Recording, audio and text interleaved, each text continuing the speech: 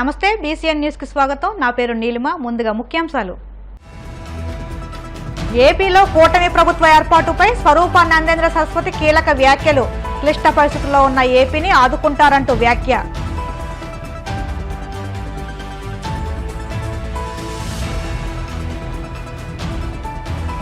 పిఠాపురంలో జిల్లా స్థాయి ఆర్చరీ పోటీలు ప్రారంభం. రాష్ట్ర స్థాయికి క్రీడాకారులను ఎంపిక చేస్తారంటూ స్పష్టం.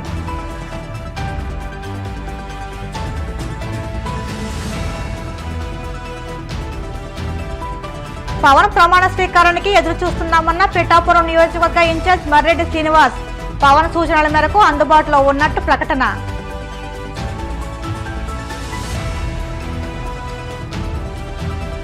మాజీ మంత్రి అంబటి రాంబాబు నివాసం వద్ద టీడీపీ నాయకుల ఆందోళన. నివాసం వైపు దూసుకెళ్లకుండా అడ్డుకున్న పోలీసులు. ఏపీలో టీడీపీ, జనసేన, బీజేపీల కూటమి ప్రభుత్వం ఏర్పాటవడంపై విశాఖ శారదాపీఠ అధిపతి స్వరూపానందేంద్ర సరస్వతి కీలక వ్యాఖ్యలు చేశారు. చంద్రబాబు హయాంలో ఆంధ్రప్రదేశ్ అభివృద్ధి చెందుతుందని భావిస్తున్నానని అన్నారు. చంద్రబాబును కొత్తగా పొగుడుతున్నానని ఎవరూ భావించవద్దన్నారు. క్లిష్ట పరిస్థితుల్లో ఉన్న ఏపీని టీడీపీ అధ్యక్షుడు చంద్రబాబు ఆదుకుంటారని ఆశిస్తున్నానని చెప్పారు. ఏపీ రాజధానిగా తీర్చిదిద్దే అమరావతిలో తమ పీఠానికి స్థలం ఉందని, అక్కడ పీఠాన్ని అభివృద్ధి చేస్తామన్నారు. అమ్మవారి కృపతో మూడోసారి బీజేపీ కేంద్రంలో అధికారంలోకి వచ్చిందని, కేదార్నాథ్, హరిద్వార్తో సహా ఉత్తర భారతదేశాన్ని మోదీ బాగా అభివృద్ధి చేశారని అన్నారు. త్వరలో ప్రమాణ స్వీకారం చేయబోతున్న చంద్రబాబు, పవన్ కళ్యాణ్లకు అమ్మవారి ఆశీర్వాదం ఎప్పుడూ ఉంటుందన్నారు. వాస్తవాలు తెలుసుకోకుండా ఎవరెవరో కొత్తగా వచ్చిన వాళ్ళతో చేరి ఏదో తప్పుడు అభిప్రాయాలు వాళ్ళు చెబుతారని, ఎప్పుడూ స్వరూపానంద స్వామివారు ఒకలాగే ఉంటారు. చంద్రబాబు అంటే మాకు చాలా గౌరవం. రాజకీయ నాయకుల్లో ఆయనే ఇప్పుడు పెద్దవాడు. ఈ రాష్ట్రానికి పెద్ద దిక్కుగా అని పరిపాలన కొనసాగాలి అని, కుటుంబం బాగుండాలి అని, పరిపూర్ణమైన ఆయుష్ భగవంతుడు ఇవ్వాలి. ఈసారైనా దేవాదాయ ధర్మాదాయ శాఖ, టీటీడీ చాలా గొప్పగా పరిపాలన జరగాలి అని మనస్ఫూర్తిగా ఆశీర్వదించడానికి ఈ ప్రెస్ మీట్ పెట్టారు. ఎప్పుడు పాజిటివ్ పోగొట్టడం అనేది ఆ లాలస విశాఖ శారదాపీఠానికి లేదు. ఇది ఎవరిని ఆశించదు. ఈ చెయ్యి ఎవరిని ఆర్జించదు. ఇది ఒక ఆధ్యాత్మిక పీఠం. నేను పీఠాధిపతిగా కూర్చున్నాను కాబట్టి ధర్మం కోసం చెప్పాలి, నాకు ధర్మం కాబట్టి చెబుతున్నాను. కానీ నేను మామూలు స్వామిగా ఉంటే ఇవన్నీ మాట్లాడేవాడిని కాదు. అమ్మవారి యొక్క కృపచేత భారతదేశానికి దశానిర్దేశం చేసిన బీజేపీ మూడవసారి అత్యద్భుతంగా గెలుపొంది కాశీ, అయోధ్య, అలాగే ఉజ్జయిని అనేక క్షేత్రాల్ని, అలాగే ఉత్తరాది అంతా గొప్ప రోడ్లు, కేదారు, బద్రీ, గంగోత్రి ప్రాంతాల్లో భక్తులు బాగా ప్రశాంతంగా వెళ్ళేటట్టు వెడల్పమైన రోడ్లు ఏర్పాట్లు చేసిన మోడీ మూడవసారి నిన్న రాత్రి ప్రమాణ స్వీకారం చేయడం మాకు చాలా ఆనందం వేసింది. ఆ రకంగానే మోడీ గారు ప్రమాణ స్వీకారం తరువాత ఈ రాష్ట్రంలో చంద్రబాబు నాయుడు గారు, అలాగే పవన్ కళ్యాణ్ గారు, మోడీ, ఈ కూటమి ఏదైతే ఉందో ఆ కూటమి ప్రమాణ స్వీకారం ముందుగా ఈ ప్రెస్ మీట్ పెట్టాలి అనే ఉద్దేశం చేత మేము ఏర్పాటు చేశాము. మాకు ఆనందకర విషయం ఏమిటంటే, మొదటిసారి ఎంపీగా అబ్బాయి గెలిచిన తర్వాత, గెలవక ముందు అరసవెల్లిలో ఆయన ఆశీర్వదించడం కూడా జరిగింది రామ్మోహన్ నాయుడిని. అలాంటి చిన్న కుర్రాడు ఈరోజు మన ఆంధ్ర రాష్ట్రం తరపున, ముఖ్యంగా శ్రీకాకుళం జిల్లా, మేము పుట్టిన జిల్లాలో ఆయన ఉండి, ఆయన పుట్టి, ఆయన క్యాబినెట్ ర్యాంకు భారతదేశానికే ఒక మంత్రి అవడం మాకు చాలా ఆనందకరమైన విషయం. రేపు 12వ తారీఖు బహుశా 11:27 చంద్రబాబు నాయుడు ముఖ్యమంత్రిగా ప్రమాణ స్వీకారం. చాలా అత్యద్భుతమైన ముహూర్తము, సింహలగ్నము, చాలా బ్రహ్మాండమైన ముహూర్తము. ప్రజల దాహార్తిని తీర్చేందుకు మున్సిపల్ కార్పొరేషన్ అధికారులు, ప్రజాప్రతినిధులు తక్షణ చర్యలు చేపట్టాలని కడప నగరవాసులు డిమాండ్ చేశారు. తమ ప్రాంతంలోని తాగునీటి సమస్యను పరిష్కరించాలని కోరుతూ కడప నగరం 18వ డివిజన్ ప్రజలు కడప నగరపాలక సంస్థ కార్యాలయం ఎదుట ఆందోళన నిర్వహించారు. ఈ సందర్భంగా వారు మాట్లాడుతూ, సాక్షాత్తు నగరపాలక సంస్థ డిప్యూటీ మేయర్ ప్రాతినిధ్యం వహిస్తున్న డివిజన్లోనే తాగునీటి ఎద్దడి నెలకొనడం బాధాకరమన్నారు. గతంలో ఈ ప్రాంతంలో అనేక పోరాటాలు చేసినా తర్వాత రోడ్లు, కాలువలు వేసి తాగునీటి సమస్యను పరిష్కరిస్తామని హామీ ఇచ్చారని అన్నారు. ఇప్పటికైనా అధికారులు సాయి ప్రతాప్ నగర్ మంచినీటి సమస్య పరిష్కరించాలని, లేని పక్షంలో రానున్న కాలంలో పెద్ద ఎత్తున ఆందోళన కార్యక్రమాలు చేపట్టాల్సి వస్తుందని హెచ్చరించారు. ఈ కార్యక్రమంలో పలువురు వామపక్ష నేతలు, ఆందోళనకారులు పాల్గొన్నారు. కడప నగరం 18వ డివిజన్లో డిప్యూటీ మేయర్ నిత్యానందరెడ్డి ప్రాతినిధ్యం వహిస్తున్నటువంటి డివిజన్లో మంచినీళ్ళు సౌకర్యం కల్పించాలని సాయిప్రతాప్ నగర్ వాసులు కార్పొరేషన్ కార్యాలయం ఎదుట ఆందోళన కార్యక్రమాన్ని చేపట్టడం జరుగుతూ ఉంది. గతంలో సాయిప్రతాప్ నగర్కు మౌలిక వసతులు కల్పించాలని, మంచినీటి సౌకర్యం శాశ్వత ప్రాతిపదికన కల్పించాలని భారత కమ్యూనిస్టు పార్టీ సిపిఐ ఆధ్వర్యంలో అనేక ఆందోళనలు చేపట్టిన తర్వాత స్వామినగర్కు దగ్గరలో ఉన్నటువంటి ట్యాంకీ నుండి పైప్ లైన్ తీసుకొస్తా ఉన్నాం. దానివలన శాశ్వతంగా నీటి సమస్య పరిష్కారం అవుతుందని చెప్పేసి గతంలో ఉన్నటువంటి లవణ కమిషనర్ గారు, అలాగే అంతకుముందు ఉన్నటువంటి చంద్రమౌళీశ్వర్ రెడ్డి కమిషనర్ గారు అందరూ చెప్పడం జరిగింది. దాని తర్వాత మేయర్ గారికి కూడా అనేక సందర్భాల్లో తెలియజేశాం. సాయిప్రతాప్ నగర్కు శాశ్వతంగా మంచినీళ్లు అందే విధంగా చర్యలు చేపట్టండి అని చెప్పేసి. కానీ చెత్త పన్ను వసూలు చేస్తూ ఉన్నారు, ఇంటి పన్ను వసూలు చేస్తూ ఉన్నారు, అనేక రకాలైనటువంటి పన్నులు వసూలు చేస్తూ ఉన్నారు. అమృత స్కీమ్ కింద 200 కోట్ల రూపాయలు కడప నగరపాలక సంస్థకు కేటాయించారు. అట్లాగే అభివృద్ధికి సంబంధించినటువంటి పన్నులకు గాను 2150 కోట్ల రూపాయలు కేటాయించి అభివృద్ధి పనులు చేపట్టామని చెప్పేసి చెప్పారు.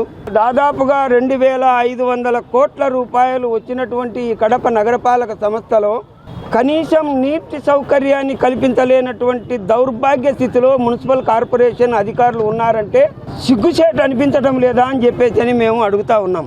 నీళ్లు తాగేదానికి నీళ్ళు ఇమ్మని అడిగేటువంటి 5 సంవత్సరాల కాలం పట్టిందా డిప్యూటీ మేయర్ నిత్యానందరెడ్డికి అని చెప్పేసి అడుగుతా ఉన్నాం. అందుకోసమనేసే చెప్తా ఉన్నాం, శాశ్వతంగా సాయిప్రతాప్ నగర్కు నీటి సమస్య ఈ వారం రోజుల లోపల పరిష్కారం చేయాల. తక్షణం బోర్డు సౌకర్యం కల్పిస్తారో లేదంటే స్వామినగర్లో ఉన్నటువంటి ట్యాంకీ నుండి గతంలో ఏవైతే నిధులు కేటాయించి పైప్ లైన్లు ఏర్పాటు చేశామని చెప్పేసి తప్పుడు మాటలు మాట్లాడారో వాటన్నిటినీ సరిచేసుకొని అదే ట్యాంకీ నుండి నీటి సౌకర్యాన్ని కల్పించాలని మేము డిమాండ్ చేస్తూ ఉన్నాం. 18వ డివిజన్ సాయిప్రతాప్ నగర్కు నీళ్లు కావాలని చాలా రోజులుగా ప్రజలు అడుగుతున్నారు. కేవలం రెక్కాడితే కానీ డొక్కాడని ప్రజలు, అన్ని కులాల వాళ్ళు సంఘీక భావంగా బతుకుతా రోజు 8 గంటలకు పనికి పోయి సాయంత్రం వచ్చేవాళ్ళు. వాళ్ళు వస్తేనే వాళ్ళకు ఫస్ట్ ఏ మనిషికైనా నిత్యావసరం వచ్చి వాటర్, ఆ వాటరే లేకుండా చేస్తున్నారు ఇల్లు. ఇంతవరకు ఇన్ని వేల కోట్ల ఆస్తి ఉన్న కడప కార్పొరేషన్ ఒక బోర్ వేసి ఒక పైప్ లైన్ కనెక్షన్ ఇస్తే సరిపోయేదానికి ఇన్ని రోజుల నుంచి ఎందుకు వెయిట్ చేస్తున్నారు? ఇంతవరకు ఈ సమస్యను ఎందుకు తెచ్చుకుంటారో కూడా అర్థం కావడం లేదు. అత్యవసరంగా అక్కడ ఇమ్మీడియట్గా బోర్ వేసి వాటికి నీటి వసతి కల్పించి వాళ్ళందరినీ సంతోషపెట్టాల్సిందిగా తెలుగుదేశం పార్టీ తరఫున మేము మరీ డిమాండ్ చేస్తున్నాం. కార్పొరేషన్ దగ్గరికి, కార్పొరేషన్ ఆఫీస్ దగ్గరికి ఇంతమంది మహిళలు కానీ మిగతా వాళ్ళు కానీ సాయిప్రతాప్ నగర్ 18 డివిజన్లో నిత్యానంద డిప్యూటీ మేయర్ వార్డులో చిన్న ఊరు అది నీళ్ళు ఇవ్వాలంటే ఆ సమస్యను పరిష్కరించాలంటే కార్పొరేషన్ అధికారులకు కానీ అక్కడ ఉండే పాలకులకు కానీ పెద్ద సమస్య ఏం కాదు. మరి ఎందుకు వాళ్ళని నెగ్లెక్ట్ చేస్తారో ఏం చేస్తారో ఎందుకు అట్లా ఏం చేస్తారో అర్థం కావడంలే. వాళ్ళు పేదోళ్ళు పొద్దున్న పనికి పోయి ఎప్పుడో నైట్ వస్తారు. నీళ్లు లేకుంటే ఎవరింట్లో అయినా కలెక్టర్ నుంచి ప్యూన్ వరకు, రైతుల నుంచి కూలీల వరకు నీళ్ళే నిత్యావసర వస్తువులు నీళ్లు. ఆ నీళ్లు కూడా ఇవ్వలేని పరిస్థితులు వాళ్ళు ఉండాలంటే నీళ్ళు ఎక్కడ పోయి తెచ్చుకుంటారు? బియ్యమో బ్యాల్లో ఉప్పు పప్పు అయితే అంగడి పోయి తెచ్చుకుంటారు. నీళ్ళు ఏ నుంచి తెచ్చుకుంటారు? నీళ్లు నిత్యావసర వస్తువు అయిపోయింది, ఇప్పుడు ప్రతి ఒక్కరికి అవసరమే. ఆ నీళ్ళు ఇచ్చేదానికి వీళ్ళు ఎందుకు తటపడాయిస్తారో అధికారులు కానీ మాకు అర్థం కావడంలే. మా తెలుగుదేశం పార్టీ తరఫున ఒకటే డిమాండు, వాళ్ళకు నీళ్ళు ఇచ్చి వాళ్ళను కళ్ళల్లో ఆనందం చూసి వాళ్ళకి వెంటనే వాళ్ళని ఆదుకోవాలని మా తెలుగుదేశం పార్టీ తరఫున డిమాండ్ చేస్తున్నాం. కాకినాడ జిల్లా పిఠాపురం పట్టణం RRBHR ప్రభుత్వ జూనియర్ కళాశాల ఆవరణలో జిల్లా స్థాయి ఆర్చరీ పోటీలు ఉమ్మడి తూర్పుగోదావరి జిల్లా ఆర్చరీ అసోసియేషన్ ఆధ్వర్యంలో జరిగాయి.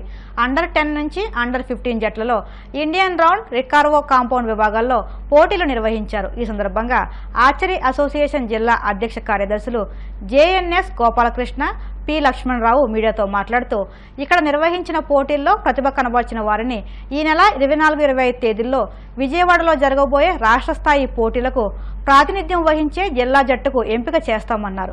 అలాగే ఈ పోటీలకు ముఖ్య అతిథులుగా వచ్చిన Pithapuram municipal TDP floor leader, మన ఊరు మన బాధ్యత స్వచ్ఛంద సేవా సంస్థ కార్యదర్శి అల్లవరపు నగేష్, జనసేన పార్టీ నాయకుడు మార్నిండి రంగబాబు, RRBHR ప్రభుత్వ జూనియర్ కళాశాల ప్రిన్సిపల్ కేశవరావు వచ్చారు. జిల్లా స్థాయి ఆర్చరీ పోటీల్లో సెలక్షన్స్ జరిగాయి. ఇక్కడ సెలెక్ట్ అయినటువంటి విద్యార్థులంతా రేపు విజయవాడలో జరిగే రాష్ట్ర స్థాయి పోటీల్లో మంచి ప్రతిభను కనబరచాలని మనస్ఫూర్తిగా పిల్లల్ని ఆశీర్వదిస్తూ లక్ష్మణ్ గారి ఆధ్వర్యంలోనే మమ్మల్ని అందరినీ కూడా పిలిచారు. ఈ కార్యక్రమం ఇంత విజయవంతం చేయడానికి కృషి చేసినటువంటి మా కాలేజీ ప్రిన్సిపల్ కేశవరావు గారు, మా గురువు గారు కేశవరావు గారికి, అలాగే ప్రసాద్ మాస్టర్ గారికి, పద్మనాభం గారికి, నా తోటి నాయకులందరికీ కూడా నగేష్ గారికి అందరికీ కూడా కృతజ్ఞతలు తెలియజేసుకుంటూ క్రీడారంగంలోని పిఠాపురాన్ని ప్రగతి పదంలో తీసుకురావడానికి మన పవన్ కళ్యాణ్ గారి ఆధ్వర్యంలో క్రీడల్లో పిఠాపురాన్ని ప్రథమ స్థానంలో ముందు పెడతామని తెలియజేసుకుంటూ లక్ష్మణ్ గారికి మా తోటి ఏ విధంగా సహకారాలు కావాల్సి మేము తోడ్పాటు అందిస్తామని తెలియజేస్తాం. రాష్ట్ర స్థాయి పోటీలు దగ్గరలో ఉండడంతో ఈ ఆర్చరీ పోటీలు ఇక్కడ నిర్వహించడం జరగడం జరిగింది. ఆయన రెగ్యులర్గా ఏదో యాక్టివిటీ చేయాలని ఉద్దేశం ఉంటుంది ఇక్కడ పిఠాపురంలో. మరి అదేవిధంగా నాకు తెలిసిందిగా గత 50 సంవత్సరాల నుంచి కూడా ఈ పిఠాపురంగా ఈ గ్రౌండ్లోనే నేను బాస్కెట్బాల్ కూడా ఆడాను. మరి ఇక్కడ చాలామంది క్రీడాకారులు పోలీస్ డిపార్ట్మెంట్లో అయితే కానీ, వివిధ శాఖల్లో రైల్వేస్లో అయితే కానీ, బ్యాంకుల్లో అయితే ఉద్యోగాలు చేస్తున్నారు. వారందరూ కూడా నాకంటే సీనియర్స్. క్రీడాకారుల్లోనే ప్రత్యేక ఉద్యోగాలు వచ్చినాయి కాబట్టి మరి ఈ చిన్నపిల్లలకి ఆర్చరీలో రాష్ట్ర స్థాయిలో కానీ జాతీయ స్థాయిలో కానీ పథకం నెగ్గితే కంపల్సరీగా వారికి మెడిసిన్లో కానీ ఇంజనీరింగ్ సీట్ కూడా ఈ మధ్య ఇవ్వడం జరుగుతుంది.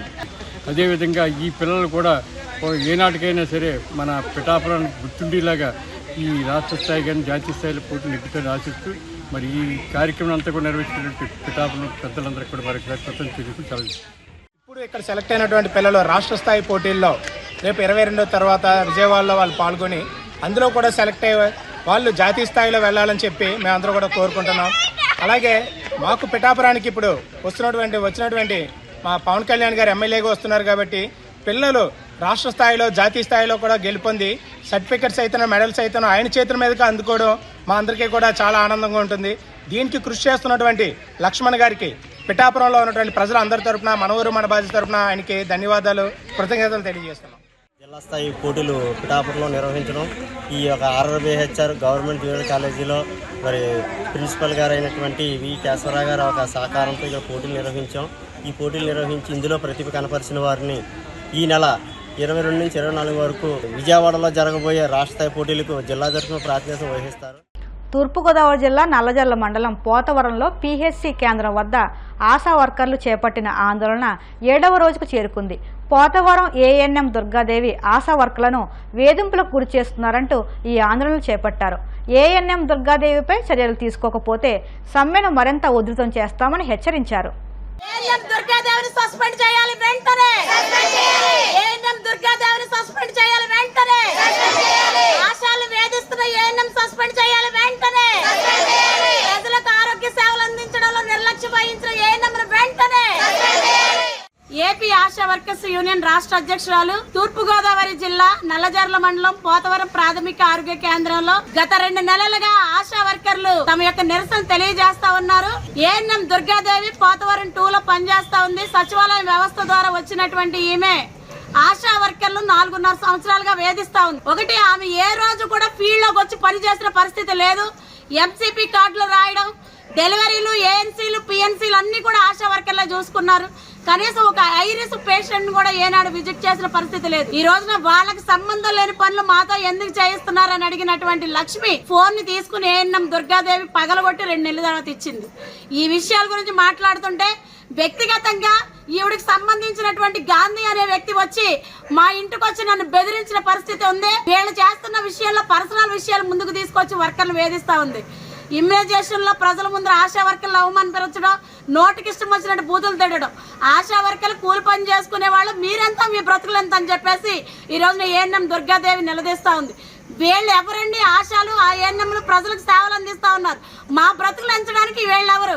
ప్రజలకు ఆరోగ్య సేవలు బాధ్యత రహితంగా అందించడమే కాకుండా వర్కర్ల కుటుంబాల మధ్యలో తగాదాలు పెట్టి కనీసం ఆరోగ్యం బాగోకపోతే ఒక రోజు పర్మిషన్ కూడా ఇవ్వనటువంటి పరిస్థితి. మాకు న్యాయం చేయండి మహాప్రభు అని అధికారులని 4 రోజుల నుంచి మేము తిరుగుతూనే ఉన్నాం. ఎంక్వైరీల పేరుతో జాప్యం చేస్తా ఉన్నారు. ఈ రోజున గతంలో వైసీపీ ప్రభుత్వం కూడా ఈ పిఎస్సీలో ఇటువంటి అరాచకాలే చేసి వర్కర్లు వేధించిన పరిస్థితి ఉంది. ఈ రోజున ఈ ప్రభుత్వం మారితే ఇంకో ప్రభుత్వం, ఇంకో ప్రభుత్వం మారితే ఇంకో ప్రభుత్వం అని వీళ్ళు వాళ్ళ అండదండలతోటి ఈ రోజున కార్మికులను ఇబ్బంది పరిచేస్తున్నారు.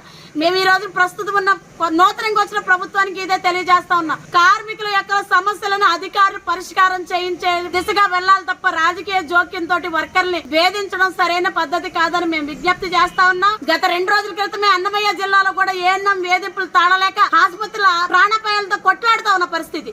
ఇలాంటి వేధింపులు అరికట్టకపోతే గనక వర్కర్లు విధులు నిర్వర్తించలేని పరిస్థితి ఉంది. ఏఎన్ఎం దుర్గాదేవి చాలా రాక్షసత్వంగా ఆశా వర్కర్లు వేధించింది. ఆమె ఇక్కడ పని చేస్తే గనక వర్కర్లు పని చేయలేని పరిస్థితి. లేదంటే ఆమెనే కొనసాగిస్తామంటే కనుక మా పోరాటాన్ని ఇలాగే ముందుకు కొనసాగిస్తూ ఉంటాం.